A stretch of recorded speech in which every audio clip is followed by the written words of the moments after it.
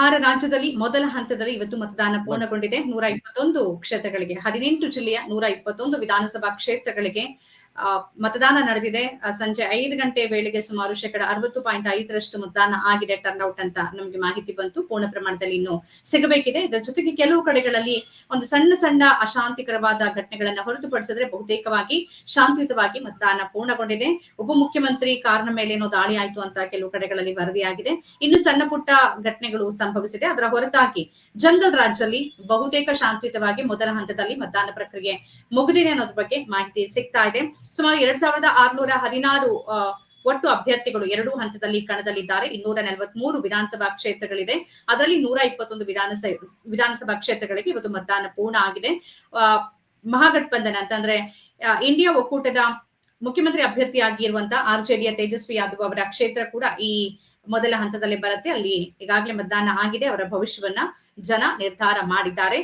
ಇವತ್ತಿನ ಅಲ್ಲಿನ ಮತದಾನ ಮತ್ತು ಏನ್ ನಡೀತಾ ಇದೆ, ಜನರ ಮೂಡ್ ಹೇಗಿದೆ, ಇದೆಲ್ಲದರ ಬಗ್ಗೆ ನಮ್ಮ ಜೊತೆಗೆ ಹೆಚ್ಚಿನ ಮಾಹಿತಿ ಮತ್ತು ತಮ್ಮ ಅಭಿಪ್ರಾಯವನ್ನ ಹಂಚಿಕೊಳ್ಳೋದಕ್ಕೆ ಬಿಹಾರಕ್ಕೆ ಅಧ್ಯಯನಕ್ಕಾಗಿ ತೆರಳಿರುವಂತಹ ಪತ್ರಕರ್ತರಾಗಿರುವ ನವೀನ್ ಸೂರ್ಯಂಜಿ ಅವರಿದ್ದಾರೆ. ನಮಸ್ಕಾರ ನವೀನ್ ಸೂರ್ಯಂಜಿ ಅವರೇ. ಹೇಗಿದೆ ಬಿಹಾರದ ರಾಜಕೀಯ ಬಿಸಿ, ಹೇಗಿದೆ, ಜನ ಏನ್ ಹೇಳ್ತಾರೆ, ಇವತ್ತಿನ ಟರ್ನ್ಔಟ್ ಹೇಗಾಯ್ತು, ಏನೆಲ್ಲ ಮಾಹಿತಿ ಇದೆ ತಾವು 2-3 ದಿನಗಳಲ್ಲಿ ಕಂಡುಕೊಂಡಿದ್ದೇನೆ? ಅನ್ಮ್ಯೂಟ್ ಮಾಡ್ಕೊಂಡ್ಬಿಡಿ ಆಡಿಯೋನ ಪ್ಲೀಸ್. ಓಕೆ, ಒಂದು ಬಿಹಾರದ ವಿಧಾನಸಭಾ ಚುನಾವಣೆ ಏನಿದೆ, ಇದು ಇವತ್ತು ಮತದಾನ ನನ್ಗೆ ಬಂದ ಮಾಹಿತಿ ಪ್ರಕಾರ ಮತದಾನ ಒಳ್ಳೆ ರೀತಿಯಲ್ಲಿ ಆಗಿದೆ. ಮತ್ತೆ ನೀವು ಹೇಳಿದ ರೀತಿಯಲ್ಲಿ ಸಣ್ಣ ಪುಟ್ಟ ಗಲಭೆಗಳು, ಸಣ್ಣ ಪುಟ್ಟ ಕಾನೂನು ಸುವ್ಯವಸ್ಥೆ ಸಮಸ್ಯೆಗಳು ಬಿಟ್ರೆ ಉಳಿದಂತೆ ಮೊದಲ ಹಂತದ 121 ಕ್ಷೇತ್ರಗಳು ಚೆನ್ನಾಗಿದೆ ಅನ್ನುವಂಥದ್ದು.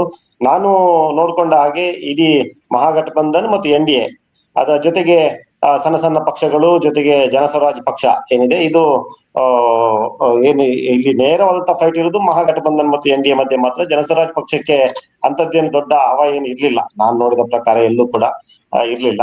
ನಗರದಲ್ಲಿ ಇರ್ಬೋದು ಅಥವಾ ಗ್ರಾಮಾಂತರ ಪ್ರದೇಶ ಜಿಲ್ಲಾ ಮಟ್ಟದಲ್ಲಿ ಇರ್ಬೋದು, ಜನಸ್ವರಾಜ್ಗೆ ಅಂತದ್ದೇನು ದೊಡ್ಡ ಮಟ್ಟದ ಪ್ರಭಾವ ಇರಲಿಲ್ಲ. ಇಲ್ಲಿ ತೇಜಸ್ವಿ ಯಾದವ್ ಅವರು ದೊಡ್ಡ ಮಟ್ಟದ ಮಾಸ್ ಲೀಡರ್ ಆಗಿ ಹೊರಹೊಮ್ಮಿದ್ದಾರೆ. ಅಂದ್ರೆ ಅವರು ಅದರಲ್ಲಿ ಸಕ್ಸಸ್ ಆಗಿದ್ದಾರೆ. ವಿರೋಧ ಪಕ್ಷದ ನಾಯಕರಾಗಿನೂ ಕೂಡ ಸಕ್ಸಸ್ ಆಗಿದ್ದಾರೆ, ಮಾಸ್ ಲೀಡರ್ ಆಗಿನೂ ಕೂಡ ಸಕ್ಸಸ್ ಆಗಿದ್ದಾರೆ ಅಂತ ಹೇಳ್ಬೋದು. ಮೊನ್ನೆ ನಾವು ಸೋಮವಾರ ದಿವಸ ಪಾಟ್ನಾದಲ್ಲಿದ್ವಿ. ಸೋಮವಾರ ದಿವಸ ಪಾಟ್ನಾದಲ್ಲಿ ಸುಮಾರು 15 ರ್ಯಾಲಿಗಳನ್ನ ಒಂದೇ ದಿವಸ ಮಾಡಿದ್ರು ಅವರು.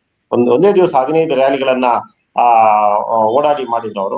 ಎಲ್ಲಾ ಕಡೆ ಅಭೂತಪೂರ್ವ ಬೆಂಬಲ, ಭಾರಿ ಬೆಂಬಲ ಬಂದಿತ್ತು. ಇಡೀ ಪಾಟ್ನಾ ನಗರ ಒಂದ್ ರೀತಿಯಲ್ಲಿ ಬ್ಲಾಕ್ ಆಗಿತ್ತು, ಎಲ್ಲಾ ಕಡೆ ಬ್ಲಾಕ್ ಆಗಿತ್ತು. ಆ ರೀತಿ ಬೆಂಬಲ ಅವರಿಗೆ ಬಂದಿತ್ತು. ಇನ್ನು ಗ್ರಾಮಾಂತರ ಪ್ರದೇಶಗಳಲ್ಲಿ ಕೂಡ ಎಲ್ಲ ಕಡೆ ಜಿಲ್ಲಾ ಮಟ್ಟಗಳಲ್ಲಿ ಕೂಡ ತೇಜಸ್ವಿ ಯಾದವ್ ಬಗ್ಗೆ ಒಂದೊಳ್ಳೆ ಒಪಿನಿಯನ್ ಇದೆ. ಅಂದ್ರೆ ಒಂದು ಆಡಳಿತ ವಿರೋಧಿ ಅಲೆ ಕೂಡ ಇದೆ. ಅದರ ಜೊತೆಗೆ ಈ ಪ್ರಣಾಳಿಕೆಯಲ್ಲಿ ಏನು ನಿತೀಶ್ ಕುಮಾರ್ ಅವರ ಏನು ಪ್ರಣಾಳಿಕೆಯಲ್ಲಿ ಹೇಳಿದ್ದಾರೆ, ಅದೆಲ್ಲಕ್ಕಿಂತ ಮಿಗಿಲಾಗಿ ಜನ ನಿರೀಕ್ಷೆ ಮಾಡ್ತಿರುವಂತದ್ದು ಕಾನೂನು ಸುವ್ಯವಸ್ಥೆ ಅಂತಂದ್ರೆ ಅದು ಇನ್ನು ಗ್ರಾಮಾಂತರ ಭಾಗದಲ್ಲಿ ಇನ್ನೂ ಕೂಡ ಅಲ್ಲಿನ ಹಳೆ ಜಂಗಲ್ ರಾಜ್ ಅಂತ ನೀವೇನ್ ಹೇಳಿದ್ರಿ ಬಿಹಾರನ, ಅದು ಇನ್ನೂ ಕೂಡ ಅದೇ ರೀತಿ ಇದೆ. ಈಗ ಅಲ್ಲಿ ನಕ್ಸಲರ ಸಂಖ್ಯೆ ಕಡಿಮೆ ಆಗಿರ್ಬೋದು, ಆದ್ರೆ ಜಾತಿಯ ದಾಳಿಗಳೇನಿದೆ, ಅದು ಭೂಮಿಹಾರ ಇರ್ಬೋದು ಅಥವಾ ಕುರ್ಮಿ ಇರ್ಬೋದು, ಹಿಂದುಳಿದ ವರ್ಗಗಳಿರ್ಬೋದು, ಮೇಲ್ವರ್ಗಗಳಿರ್ಬೋದು, ಇವರೆಲ್ಲರೂ ಸೇರಿ ಮಾಡ್ತಾ ಇರುವಂತಹ ಬಹುಸಂಖ್ಯಾತ ದಲಿತರ ಮೇಲಿನ ದಾಳಿಗಳೇನಿದೆ, ಇದು ಇನ್ನೂ ಕಡಿಮೆ ಆಗಿಲ್ಲ. ಇದು ಇನ್ನೂ ಅದೇ ರೀತಿ ಇದೆ.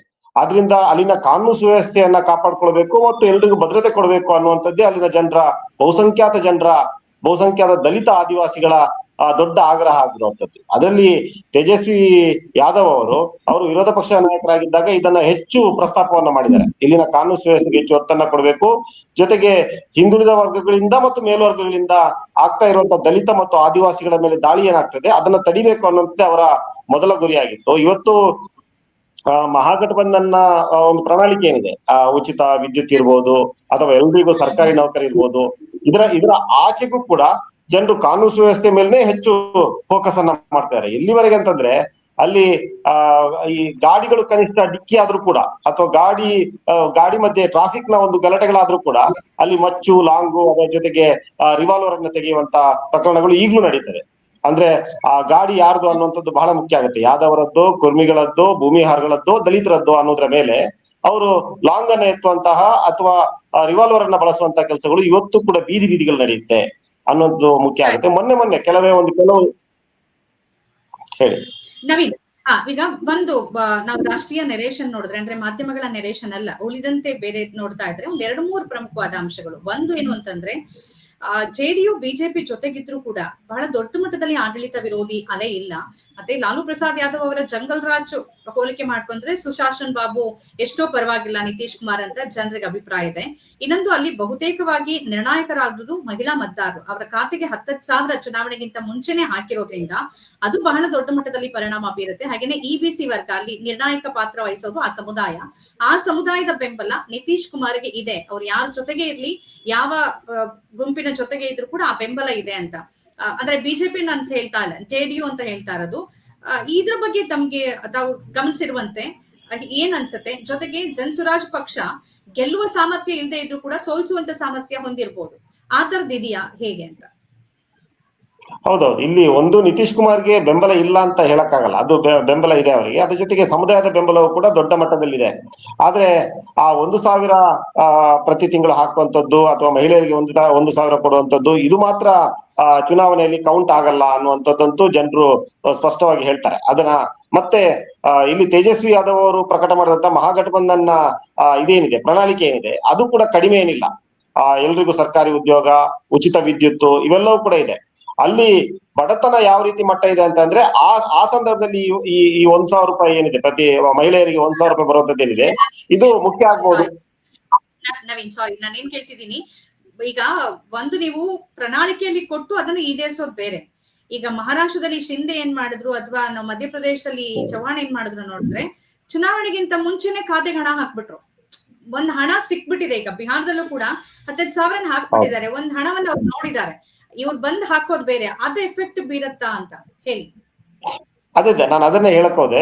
ಅಲ್ಲಿ ಬಡತನದ ಮಟ್ಟ ಯಾವ ರೀತಿ ಇದೆ ಅಂತಂದ್ರೆ, ನಾವು ವಾಹನವನ್ನ ನಿಲ್ಲಿಸಿದ ತಕ್ಷಣ, ಒಂದು ಹಳ್ಳಿಯಲ್ಲೋ ಒಂದು ಕೇರಿಯಲ್ಲೋ ವಾಹನವನ್ನು ನಿಲ್ಲಿಸಿದ ತಕ್ಷಣ ಸುಮ್ಮನೆ ನಮ್ಮ ವಾಹನದ ಸುತ್ತ ಒಂದು 20-30 ಮಕ್ಕಳು ರೌಂಡ್ ಅಪ್ ಮಾಡಿ ಬಿಸ್ಕಿಟಿಗೋ ಅಥವಾ ದುಡ್ಡಿಗೋ ಕೇಳುವಂತ ಪರಿಸ್ಥಿತಿ, ಅಷ್ಟು ಕೆಟ್ಟದಾದಂತ ಪರಿಸ್ಥಿತಿಯಲ್ಲಿ ಬಿಹಾರದ ಆಡಳಿತ ಇದೆ. ಬಹುಶಃ ಕರ್ನಾಟಕದ ರೇಂಜ್ಗೆ ಬಿಹಾರ ಬರ್ಬೇಕಾದ್ರೆ ಬಹುಶಃ ಇನ್ನೊಂದು 50 ವರ್ಷ ಬೇಕಾಗ್ಬೋದೇನೋ, ಕರ್ನಾಟಕದ ರೀತಿಯಲ್ಲಿ ಬಿಹಾರ ಬರ್ಬೇಕಾದ್ರೆ. ಆ ರೀತಿಯ ಬಡತನ ಇದೆ.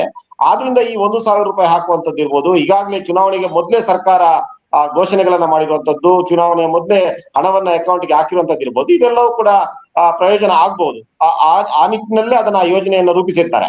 ಆದ್ರೆ ಅದರ ಹೊರತಾಗಿನೂ ಕೂಡ ಕಾನೂನು ಸುವ್ಯವಸ್ಥೆನೇ ಅಲ್ಲಿ ಮುಖ್ಯ ಆಗತ್ತೆ ಅನ್ನುವಂಥದ್ದು. ಈಗ ಮೊನ್ನೆ ನಾನು ಒಂದು 3 ತಿಂಗಳ ಹಿಂದೆ ಗಯಾದಲ್ಲಿ, ಬುದ್ಧ ನಡೆದಾಡಿದಂತ ಭೂಮಿ ಏನಿದೆ ಗಯಾ ಏನಿದೆ, ಆ ಗಯಾದಲ್ಲಿ ಒಂದು ಪ್ರಕರಣ ಆಗತ್ತೆ. ಒಂದು ದಲಿತ ಅಪ್ರಾಪ್ತ ಬಾಲಕಿಯನ್ನ ಯಾದವ ಸಮುದಾಯಕ್ಕೆ ಸೇರಿದಂತಹ ಒಂದು ಭೂಮಾಲಕ ಗುಂಪೇನಿದೆ ಅದು ಸಾಮೂಹಿಕ ಅತ್ಯಾಚಾರ ಮಾಡುತ್ತೆ. ಆ ಅತ್ಯಾಚಾರ ಮಾಡಿದಂತಹ ಸಂದರ್ಭದಲ್ಲಿ ಎಲ್ಲಿವರೆಗೆ ಅಂತಂದ್ರೆ ಅವಳನ್ನ ಆಸ್ಪತ್ರೆಗೆ ಕೂಡ ತೆಗೆದುಕೊಂಡು ಹೋಗ್ಲಿಕ್ಕೆ ಬಿಡುವುದಿಲ್ಲ. ಆ ಹುಡುಗಿಯನ್ನ ಆಸ್ಪತ್ರೆ ತಗೊಂಡು ಹೋಗ್ಲಿಕ್ಕೆ ಬಿಡುವುದಿಲ್ಲ. ಆ ಸಂದರ್ಭದಲ್ಲಿ ಜಿತೇಂದ್ರ ಯಾದವ್ ಅನ್ನುವಂತ ಒಬ್ಬ ವೈದ್ಯರು ಮನೆಗೆ ಬಂದು ಚಿಕಿತ್ಸೆಯನ್ನ ಕೊಡ್ತಾ ಇರ್ಬೇಕಾದ್ರೆ ಆ ವೈದ್ಯರನ್ನ ಮಾರಣಾಂತಿಕವಾಗಿ ಹಲ್ಲೆಯನ್ನ ಮಾಡ್ತಾರೆ ಇವರು, ಮನೆಗೆ ನುಗ್ಗಿ. ಮತ್ತೆ ಅದನ್ನ ತೇಜಸ್ವಿ ಯಾದವ್ ಅದನ್ನ ಒಂದು ಗಂಭೀರ ವಿಷಯವಾಗಿ ತೆಗೆದುಕೊಂಡು ಒಂದು ಪ್ರತಿಭಟನೆ, ಅದರ ಜೊತೆಗೆ ರಾಜ್ಯವ್ಯಾಪಿ ಒಂದು ಚರ್ಚೆಯನ್ನ ಹುಟ್ಟಾಕ್ತಾರೆ. ಇದೆಲ್ಲವೂ ಕೂಡ ಏನಾಗುತ್ತೆ ಅಂತಂದ್ರೆ, ನಮ್ಗೆ ಎಲ್ಲಕ್ಕಿಂತ ಮುಖ್ಯ ಕಾನೂನು ಸುವ್ಯವಸ್ಥೆ, ಎಲ್ಲಕ್ಕಿಂತ ಮುಖ್ಯ ನಮ್ಗೆ ಬದುಕು ಅನ್ನುವಂಥದ್ದಾಗ್ಬಿಟ್ಟಿದೆ. ಈ ಹಿಂದೆ ಅಲ್ಲಿ ಜಾತಿಗಳ ಮೇಲೆ ಬೇರೆ ಬೇರೆ ಸೇನೆಗಳಿದ್ವು.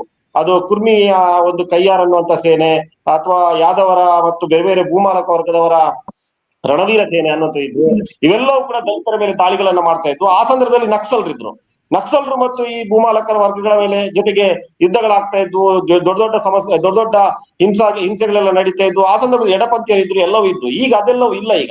ಈಗ ಅಲ್ಲಿ ನಕ್ಸಲ್ ಚಳವಳಿ ಕೂಡ ಇಲ್ಲ.